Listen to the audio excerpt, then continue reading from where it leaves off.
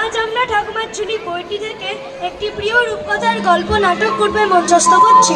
নাটকের নাম অরুণ বরুণ কিরণমালা। মন্ত্রী, রাজ্যের লোক সুখে আছে কিনা দুঃখে আছে জানলাম।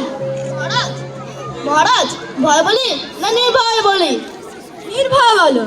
মহারাজ, আগে রাজারা মৃগয়া করতে যেতেন দিনের বেলা, রাত হলে ছদ্মবেশ ধরে প্রজাদের নানা সুখ দুঃখ দেখতেন। সেই দিনও নেই, সে কালও নেই, প্রজাদের নানা অবস্থা।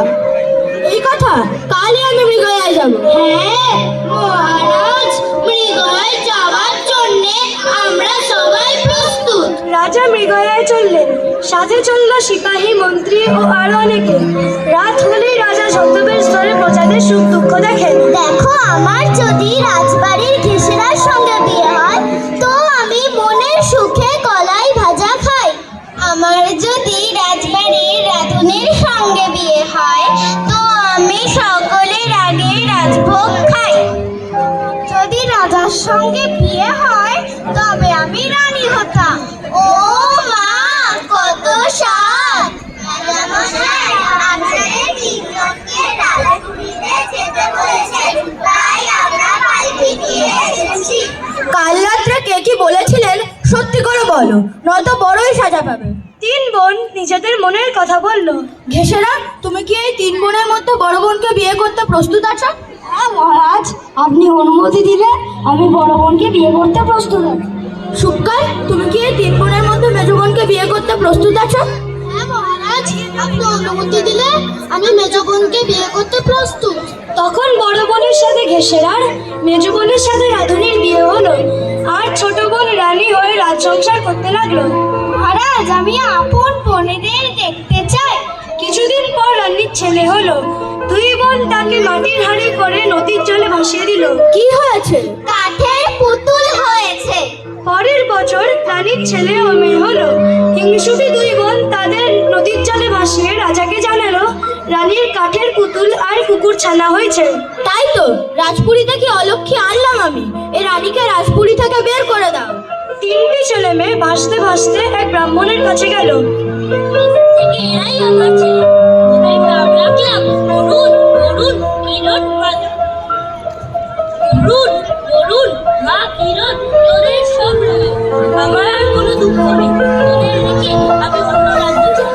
রাজার মনে খুব দুঃখ। রাজা আবার মৃগয়ায় যাবেন।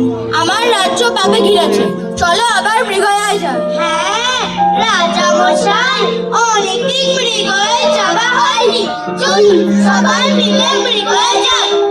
কে আছো, একটু জল দিয়ে বাঁচাও। আমরা ব্রাহ্মণের ছেলে মেয়ে। আমি এই দেশের দুঃখী রাজা, কখনো যদি তোমাদের প্রয়োজন পড়ে জানিও। বোন কিরণের ইচ্ছাই অরুণ বরুণ অট্টালিকা বানায়। বিজন দেশের বিজন মনে কে গো বোন ভাই, কে করেছে এমন পুরী, তুলনা তার নেই। নিত্য নতুন চাঁদের আলো আপনি এসে পড়ে অরুণ বরুণ কিরণমালা ভাই বোনটির ঘরে। মায়া পাহাড়ে গিয়ে হিরে মুক্ত সব নিয়ে এসো। মায়া পাহাড় কোথায়? উত্তল পূব পূবের উত্তর। মায়া পাহাড় আছে, তিনটে ফুলে সোনার ফল, সত্যি হীরার গাছে।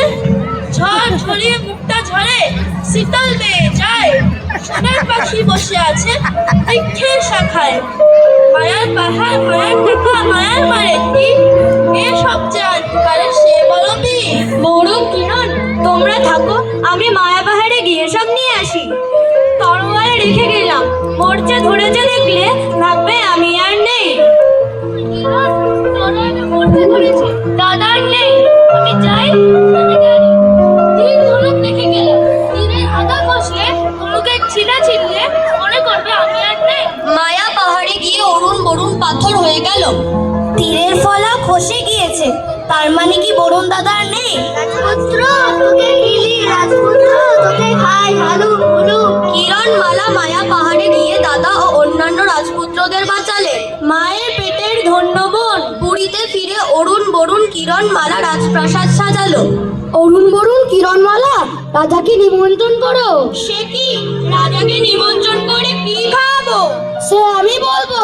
কিরণ, রাজামশাই যেখানে খেতে বসবেন সে ঘরে আমাকে টাঙিয়ে দাও। আচ্ছা, টাঙিয়ে দিচ্ছি। এ কি, সবচেয়ে মোহরে? তাতে কি, এ কি খাওয়া যায়? কেন যাবে না? পায়েস, পিঠা, ক্ষীর, সর, মিঠাই, রস, নাড়ু খাওয়া যাবে না? বলুন বলুন, তোমরাও কি তামাশা করছো?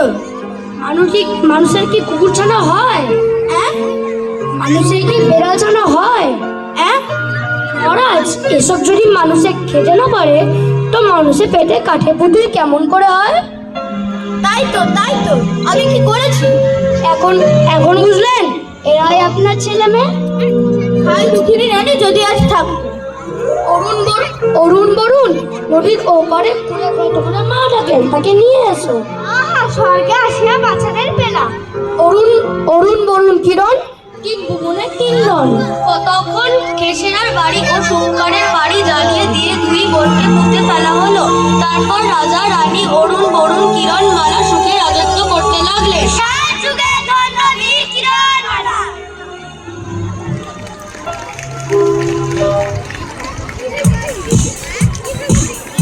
নাচছে